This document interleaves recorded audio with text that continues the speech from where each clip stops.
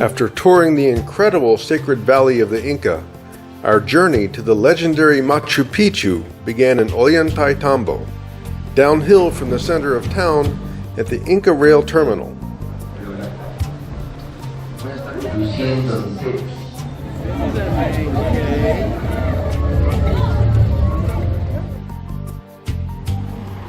After much fanfare, we were seated and on our way along the Urubamba River.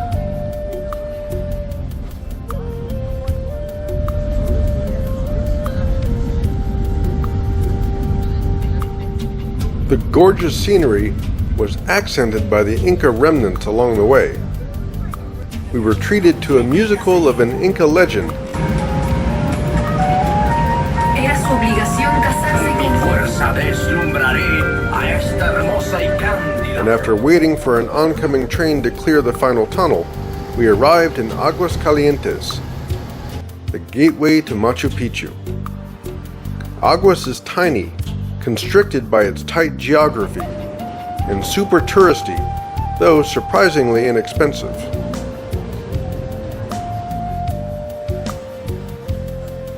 The next morning was an early start.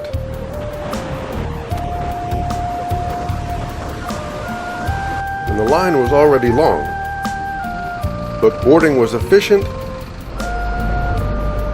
and we were soon on our way. We didn't realize just how remote Machu Picchu is.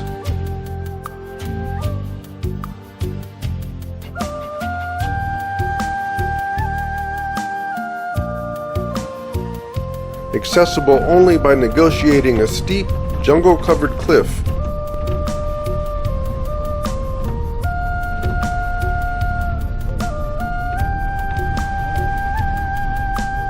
We were only one mountain of many.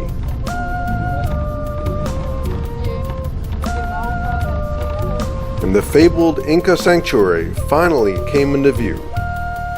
Since 2021, you must specify a route and time for your Machu Picchu visit. In May of 2024, there were 4 routes to choose from.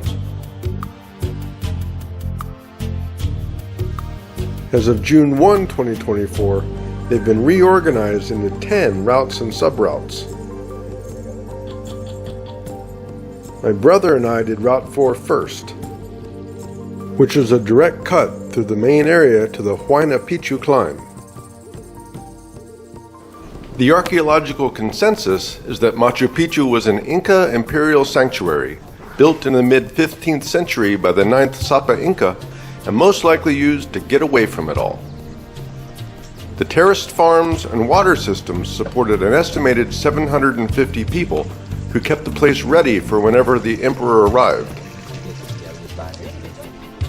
Abandoned after the Spanish conquest, its buildings remain largely intact, presumably because it was too remote to be easily scavenged.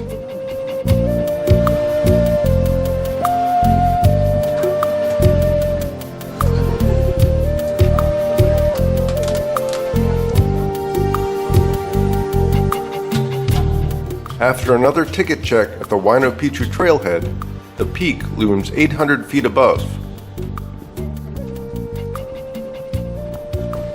The half-mile-long trail descends and reascends as it goes along, and can get very steep in parts.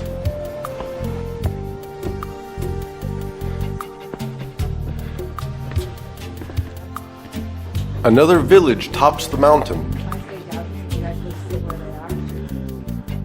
complete with farm terraces, generally believed to be home to high priests and their subordinates. With mountains in all directions, nearly 3,000 feet above the river and 800 feet above the main Machu Picchu site, it's certainly closer to the heavens.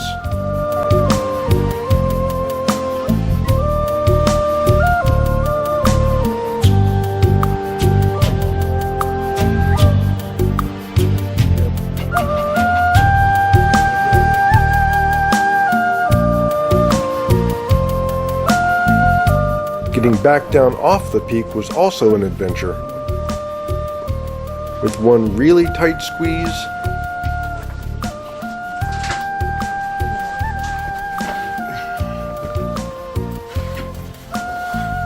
and a bit of a crawl. Wow. We had to get all the way back to the entrance to do Route 2 with a Vic and a guided group. We were 5 minutes late getting there, which really aggravated our guide, but he eventually calmed down. Guides are not required, but ours was knowledgeable and worth his fee. It was pretty cool to look across from the terraces of the sanctuary at Waynapicchu and see where we'd just been less than an hour before. Frequently called the lost city of the Incas, Machu Picchu was never really lost.